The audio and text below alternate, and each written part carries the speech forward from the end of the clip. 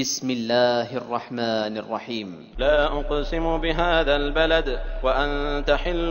بهذا البلد ووالد وما ولد لقد خلقنا الإنسان في كبد أيحسب أن لن يقدر عليه أحد يقول أهلكت مالا لبدا أيحسب أن لم يره أحد ألم نجعل له عينين ولسانا وشفتين وهديناه النجدين فلاقتحم العقبة وما أدراك ما العقبة فك رقبة أو إطعام في يوم ذي مسغبة يتيما ذا مقربة أو مسكينا ذا متربة ثم كان من الذين آمنوا وتواصوا بالصبر وتواصوا بالمرحمة أولئك أصحاب الميمنة والذين كفروا بآياتنا هم أصحاب المشأمة عليهم نار